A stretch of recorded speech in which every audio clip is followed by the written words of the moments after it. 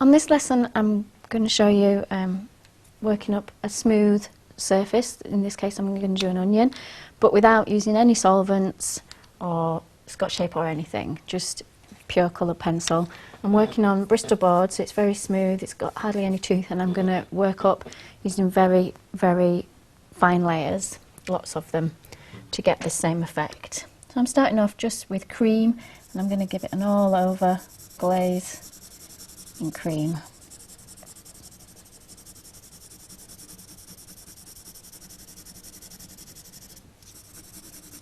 Again, I'm just going to be working on this bottom area. If I was working the whole onion, I'd working exactly the same way all over, but just for time's sake, I'm just going to work on an area, one little area of it.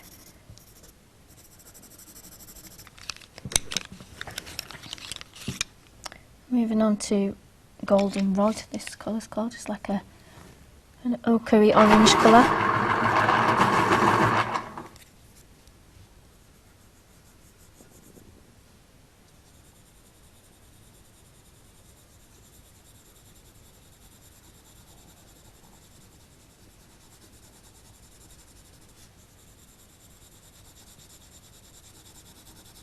I'm just going to try and get this shape in this first layer, so I'm going to pay attention when I'm sketching away like that, just on where this pale area is, and I'm going to try and bound it with the strokes I'm making.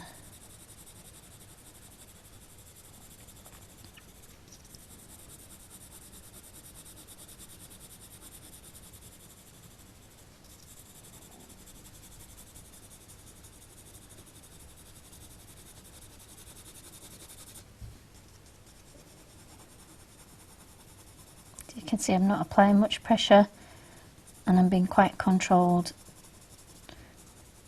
in my hatching technique. I'm just applying it very lightly so you can hardly see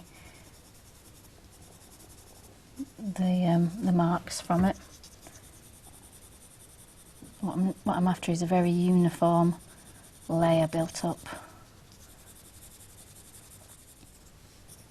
Just going to take some of the same colour into all of these little strandy bits at the end. They're going to be quite dark, but I'm just going to build up that darkness out of all the colours that I'm using everywhere else.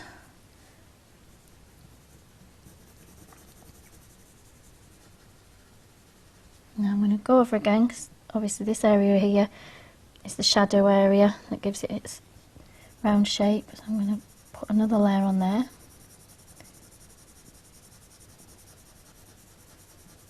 And I'm starting to make my strokes follow these lines, that curved lines that also help define its shape.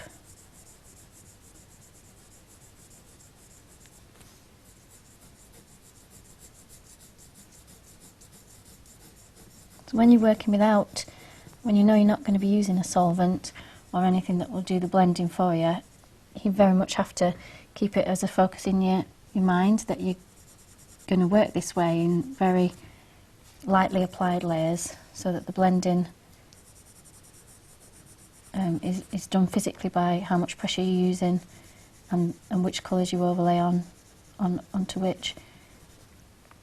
So it's just quite a different way of working.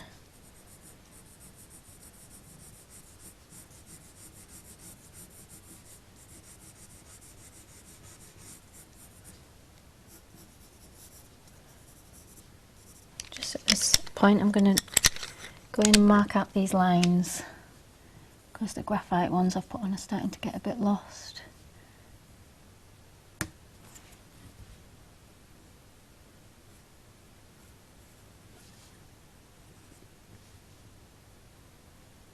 And I'm going to try and work so that they get paler when they cross this pale area.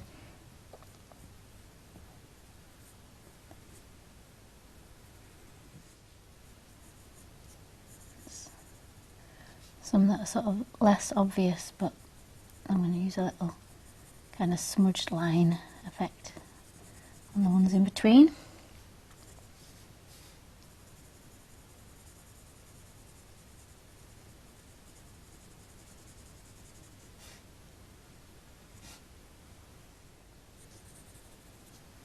to carry on with this colour, which is terracotta, and go over those darker areas that we put in before. I'm going to go right to this very dark part in here. And put in my darkest darks with this colour.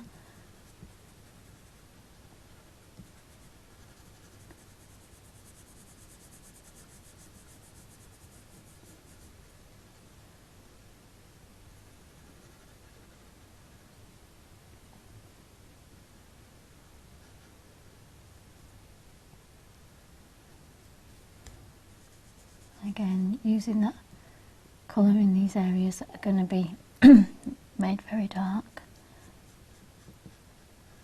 These little strandy bits.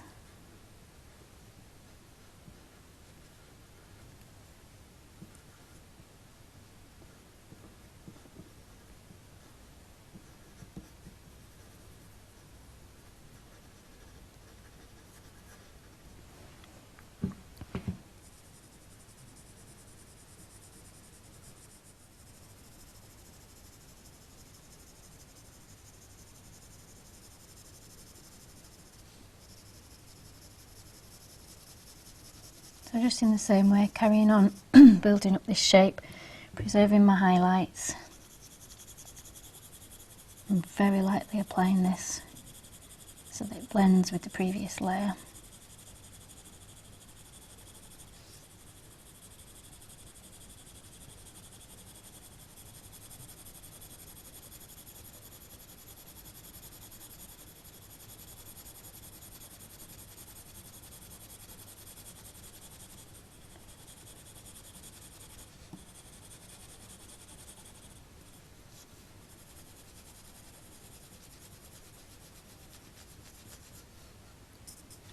I'm going to switch to yellow ochre.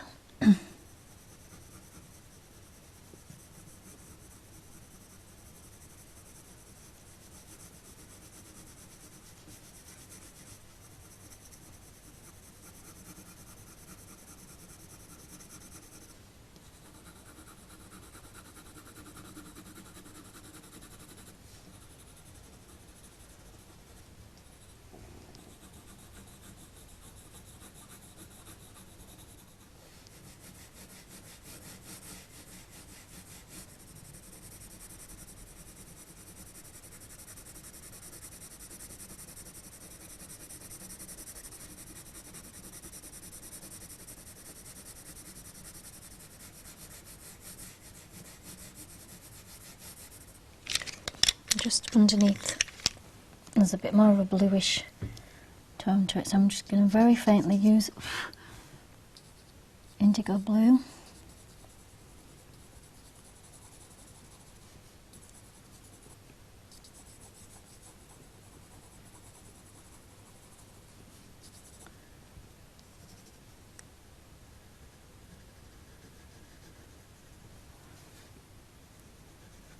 And while I'm there with it, I'll just darken these right down.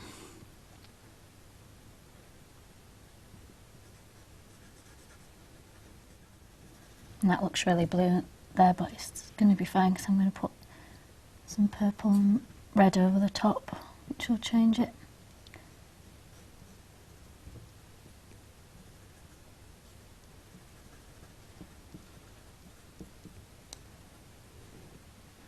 Take a little bit of it into these shadows.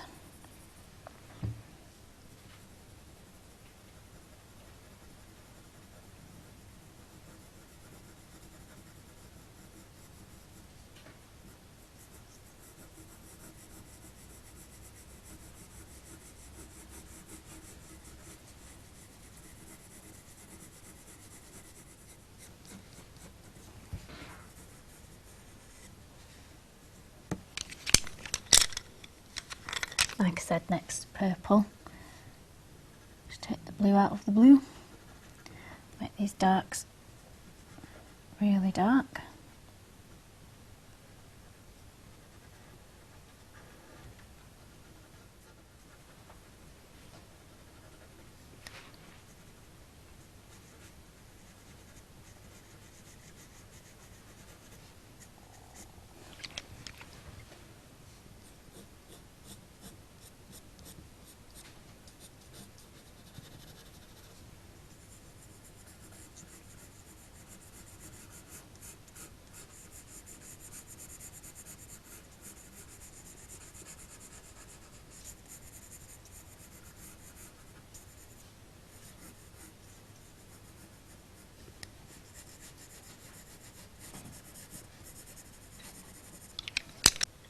I'm just going to use a bit of dark brown,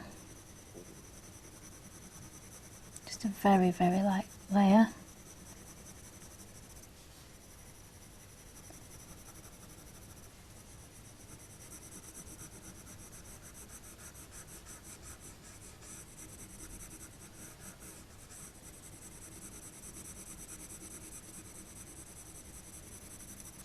And then some of this orange.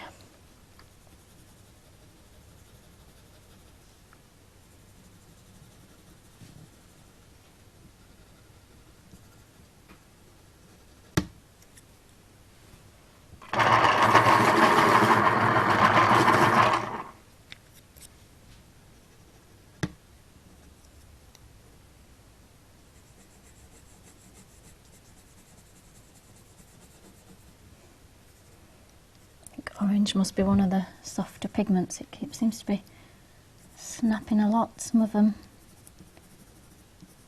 Even within one brand of pencil you tend to find that certain colours have more of a tendency to snap.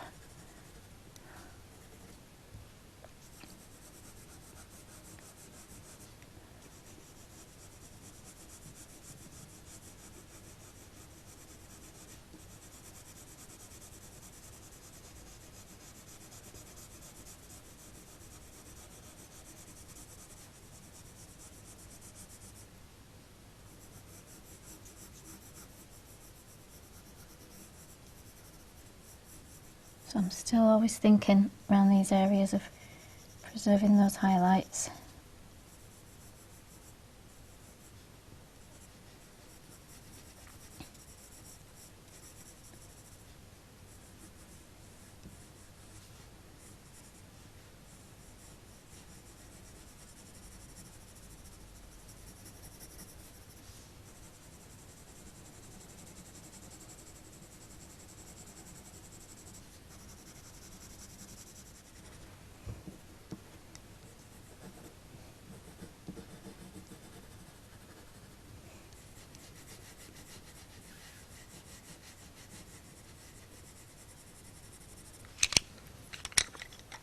I'm just going to go back to yellow ochre and just put a nice smooth layer of that on, just to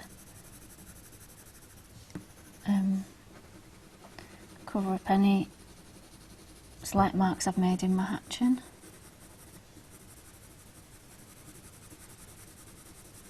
And I'm just going to take it very gently over the highlights because they're not actually pure white.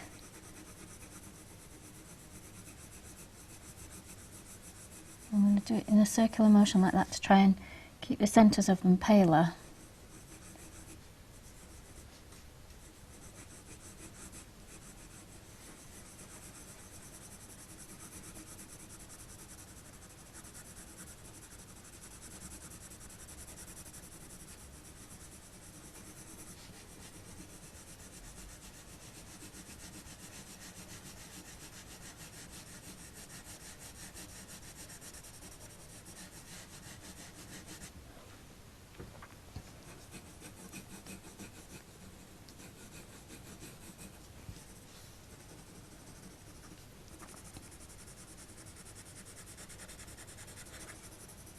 I'm using slightly more pressure now. Now we've got quite a few layers built up. I can use the physical pressure to, as I'm going around, if I see a dark area I can just push a little bit harder and make that happen.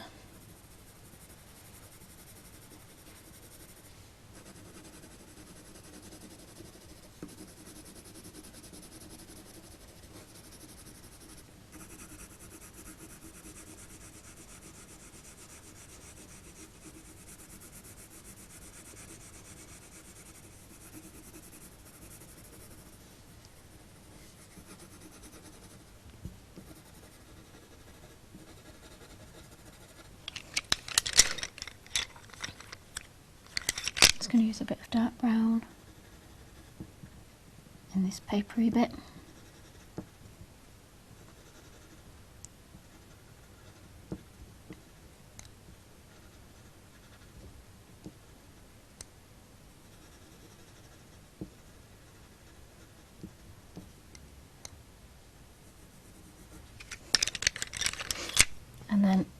This is poppy red.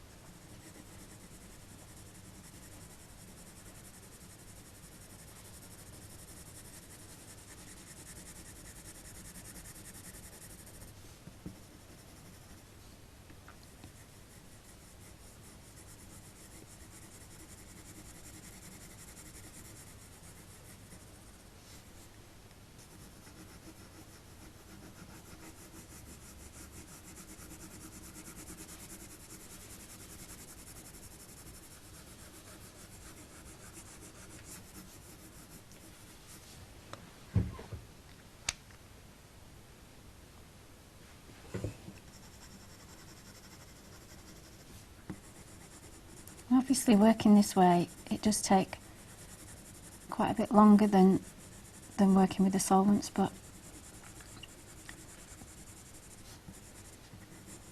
it's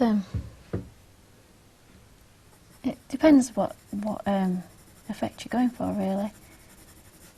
I think you can build up a similar effect though working in this way.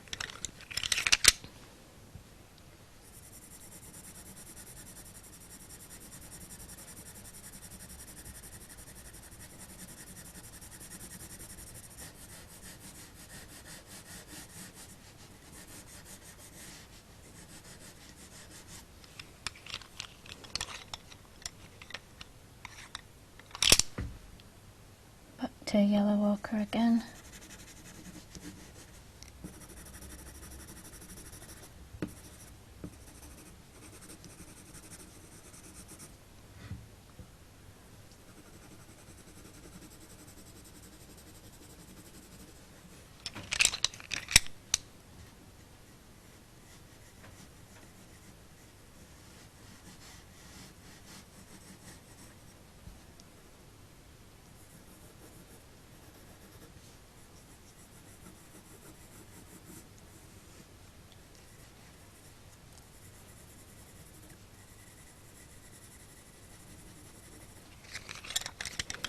Little last bit of purple, I think.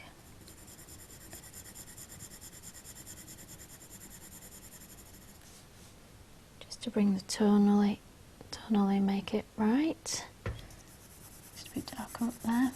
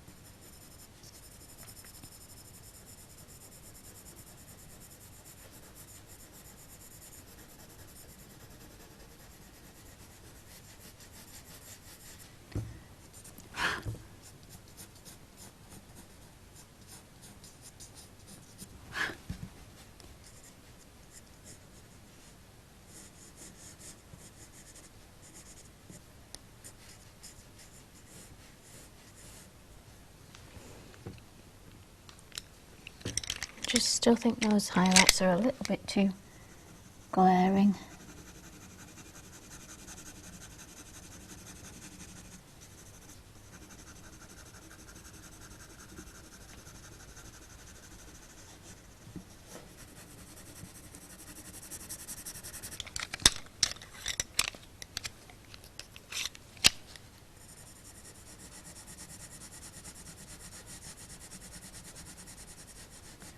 Just correcting the colour now with this terracotta.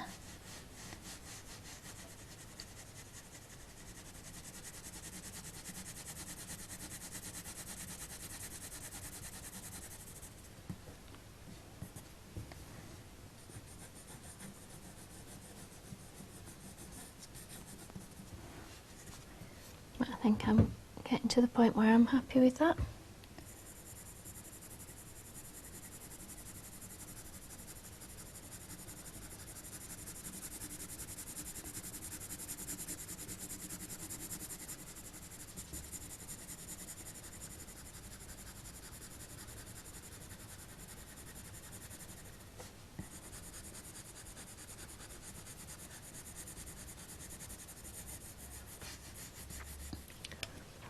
So I hope that's demonstrated to you that you can still achieve a nice, smooth, shiny effect on the surface of a vegetable without the use of any solvents at all, just by taking your time and building up very, very pale glazes, one on top of the other.